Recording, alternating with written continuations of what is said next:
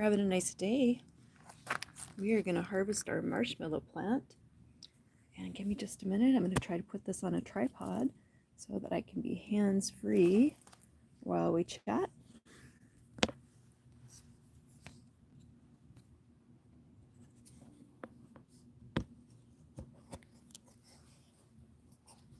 Almost got it.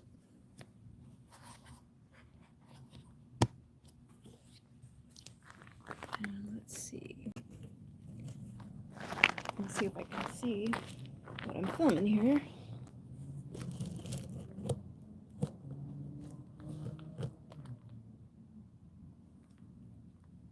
Well, that's about right. So this is my marshmallow plant, and I haven't really used it for anything yet. It did come back, so it appears going to be a perennial here in our desert climate. And I've never actually used marshmallow. I just tried a leaf and it doesn't taste bad. Predominantly, marshmallow appears to be used when you're trying to coat something that's irritated. And before we get into that, let me just disclose that I am not a doctor or a nutritionist. I studied business and art in college. So do your own research. And most people will tell you to ask your doctor, but I'm going to tell you, ask your doctor, see if they know anything about it, but the odds are they won't. So do your own research. But there are a lot of good resources out there.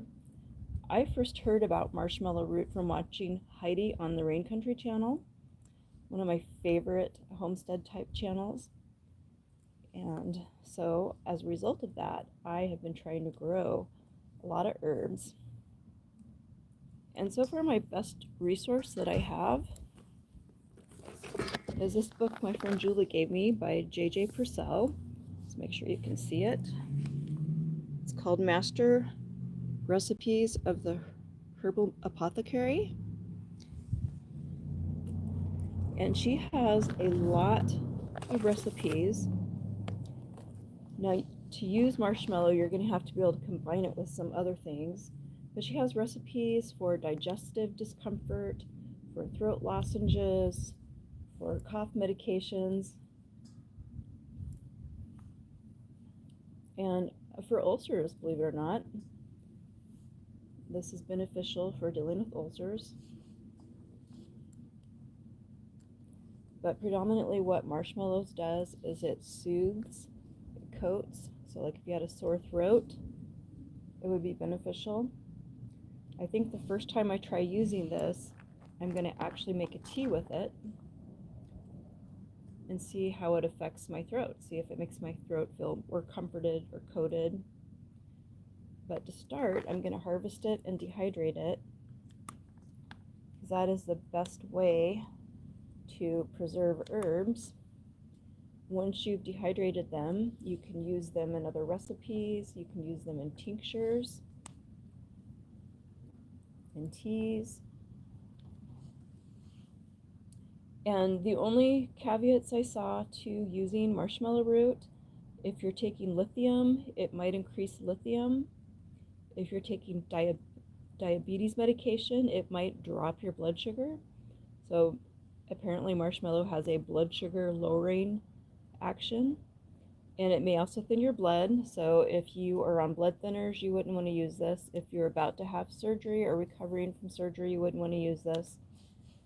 Also, if you're pregnant or nursing, you don't want to use any types of herbs. It could be dangerous to yourself and your unborn child. But if you're like me and you're a reasonably healthy person, herbs are a good thing to have in your life. I feel like it makes my life better. And this is just a beautiful plant. It flowers. It's kind of nice. Some herbs are kind of boring looking, but this one is actually really quite pretty. I've been treating it with garlic, onion, and cayenne, an infusion that I put in a spray bottle because it does attract spider mites. And I actually did eat one of the leaves just to see what it tastes like, and it actually doesn't taste bad. Like, I think you could probably throw some in your salad if you wanted to. But this is a pretty cool addition to our garden. There isn't much that grows here that looks kind of like something that would belong in an English garden, and this plant is really pretty tolerant of our conditions, and it's gorgeous, and it has a benefit to our health. Something that I would like to try making using this is throat lozenges. That seems to be one of the #1 uses for marshmallow.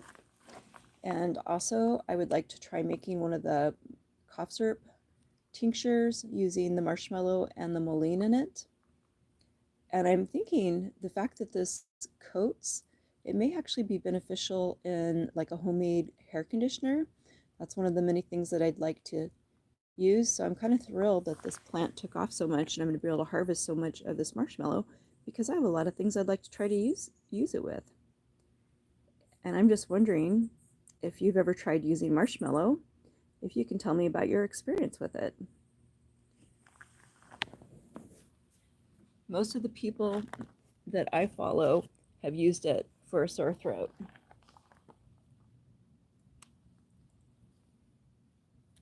I'm definitely enjoying this peaceful time in the garden today. If you follow my channel at all, you'll know that gardening is one of my passions.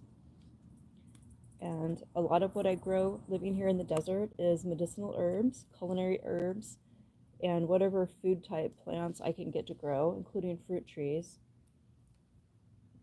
I would say medicinal herbs is a great place to start, or even culinary herbs if you're new to gardening, especially if you live in the desert Southwest.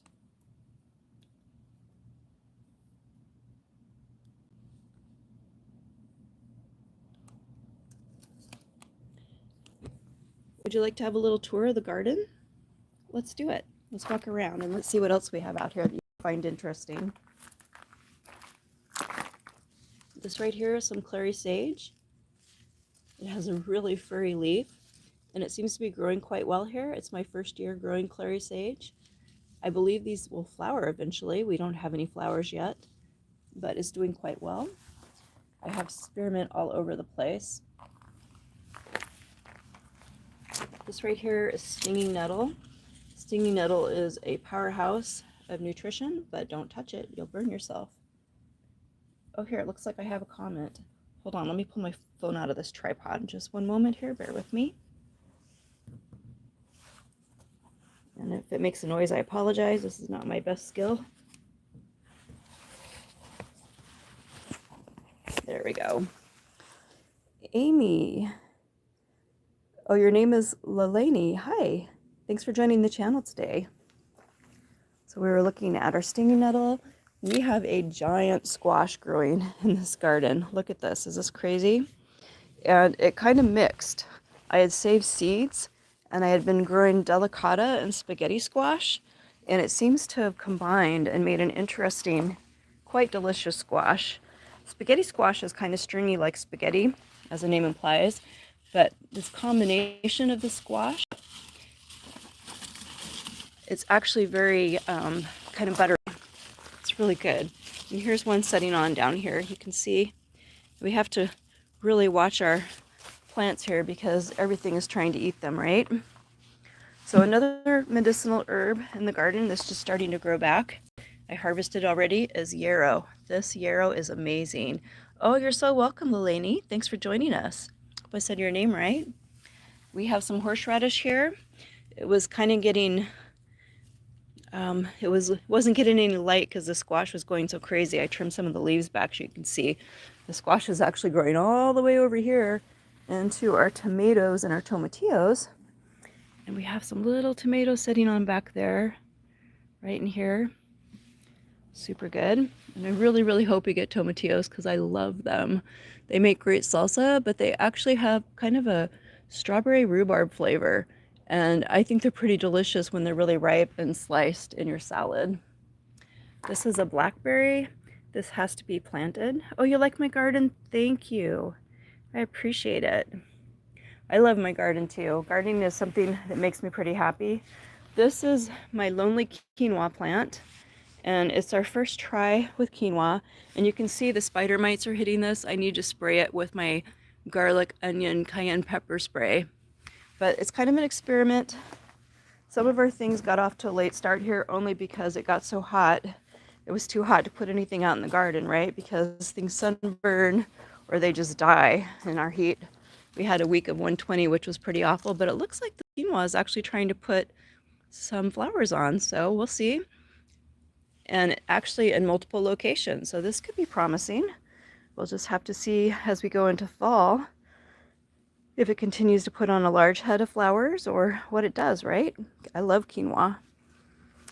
This is a new addition to our garden. We planted it last fall. It's a Stella cherry. It actually made 3 flowers this year.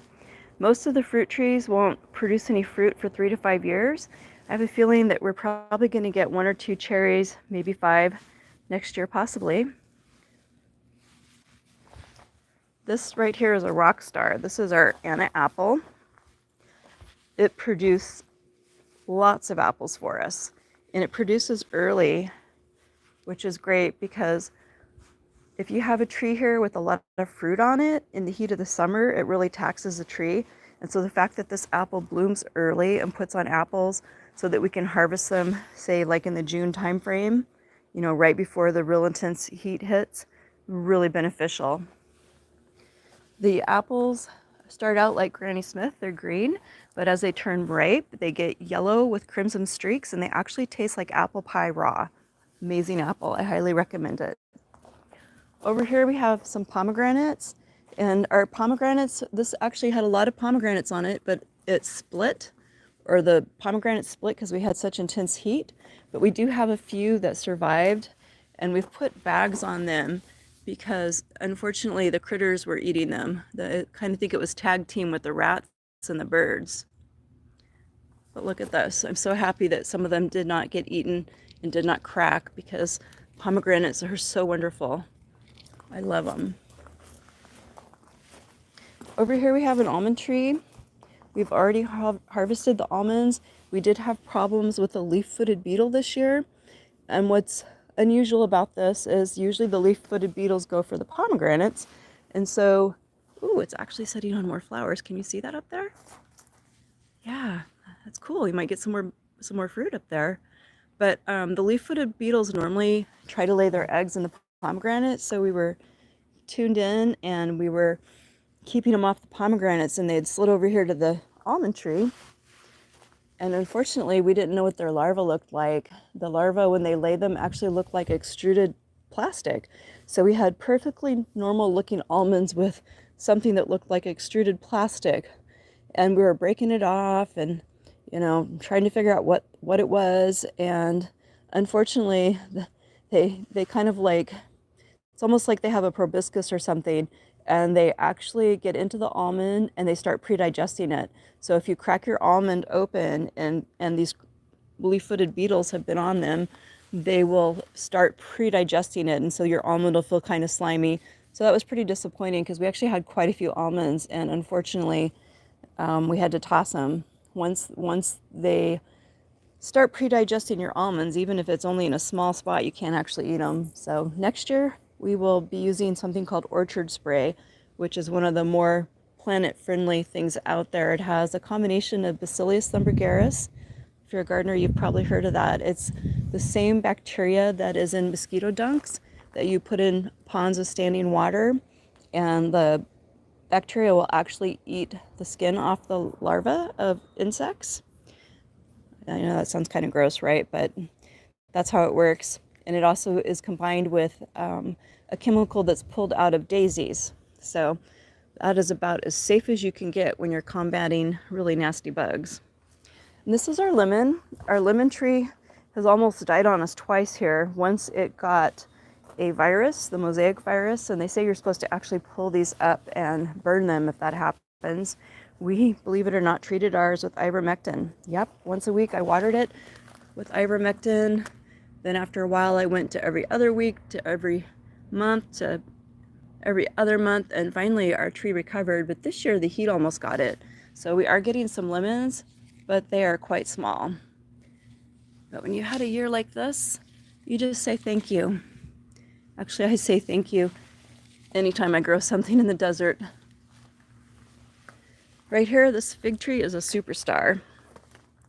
This is the champion of the desert. And not only can you eat the fruit, we might be a little late in the season. I don't know if these ones are going to get ripe at this point. One thing you can do to increase the ripening is to go ahead and top this, right? So it stops trying to put new growth out. But the other really cool thing about this tree is these leaves are edible. You can make tea with them. You can chop them up really fine and include them in stir fries. They have kind of a nutty fig taste to them. So we're really, really liking this fig tree. In fact, we're going to add more fig trees along this hot wall. This is a kumquat. This is another superstar in the desert. Both the fig and the kumquat came through really well with our week of almost 120-degree temperatures. You can see this kumquat is setting on fruit right now. They're green right now, so you have to look, but there's quite a few of them there. We also have a pistachio. This is another desert dweller. This is the second time our pistachio is fruited, and you can see some of our pistachios got hit by a fungus, so we're going to have to be treating this tree for a fungus, but we're actually still going to get quite a few of them, so I'm pretty thrilled by that. But with pistachios, need a lot of time. It takes anywhere from 5 to 10 to 20 years for them to start producing, so don't buy a baby pistachio tree, buy a grown-up pistachio tree. Over here we have another fig. This is a different variety of fig. It's called Desert King. And this is a cutting that my friend rooted for me from her tree. I'm pretty excited about that. Figs pretty much all taste really good and they grow really well here. Over here is a pumpkin. And look at how big this is. It's huge, right? And we are getting 2 pumpkins. And we put bags on everything that's developing because unfortunately the rats here are pretty awful. My husband sets traps to catch them, but when you live just outside the city with all the construction that's taking place, there's a lot of rat activity. Over here we have a watermelon. And I started this when it was about 120. And you can see this little guy's growing down here, right? And it's got a bag on it. I'm sure a rat could bite through it, but it's a little bit of a deterrent. It seems to help. Ooh, and there's a nasty black beetle in here. We're gonna have to come back and deal with that guy. I don't know what these are or where they came from, but he moved so I can't show you. So another really cool thing in our garden, well, let's look at the apricot tree first. This apricot tree has given us a lot of apricots. It's done really well, but it does have a borer infestation, and so I have saved seeds from it. We're gonna keep it going as long as we can, but we haven't succeeded in getting rid of the borers, even though we've treated for them. Unfortunately, when you have borers, you do have to treat them. Those things will eat your tree from the ground up. And that's a common problem here, but I have multiple seeds that I've cold stratified that are trying to send a root out. So my goal is to grow a new baby tree and try to keep this one going as long as possible, seeing that it takes 3 to 5 years to get fruit off of your trees. All right, the other cool thing I was going to show you is the paddle cactus.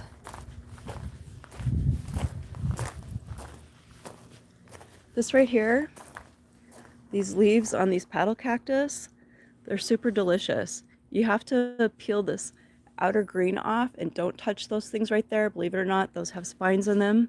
But you peel that part off and you can chop it up and stir fry them.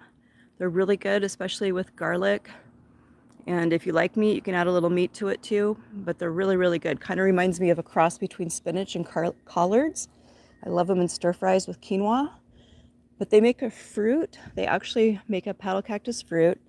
And this one here doesn't have any fruit on it, but the ones we have growing in the front of our house are covered with fruit. And I'm going to try to make barbecue sauce with that this year. That is going to be one of my experiments this year. It'll be the first thing that I've harvested from the desert that grows easily in the desert that I could make a sauce from if it works out. So that's cool. Aloe is amazing. You can not only use it on your skin, you can put it in your hair, the gel, and they're great in smoothies. You just have to take the green latex coating off. Inside it's clear. Makes great smoothies combined with fruit or veggies, whatever you like in your smoothie, but they're super good for you, just like the paddle cactus. Over here we have our dwarf ruby red grapefruit. And this tree is really small, right? It's not even as tall as I am wide, and it's just a little taller than my knees. But look at this. It's putting on grapefruit, and these are actually going to be full size when they're mature, and they taste better than any ruby red grapefruit I've ever had in the store. All right, I think I'll show you one more thing before we call it a day. This was going to be just about the marshmallow root plant, right? But this is another cool thing that grows really good in the desert, eggplant. Eggplants are super tolerant of our heat. See that? Well, let's go back to our marshmallow plant before we close off. You can see I have a lot of harvesting to do on this plant. I'm pretty excited about that. I hope you enjoyed my video. Thanks for joining me today. Have a blessed day.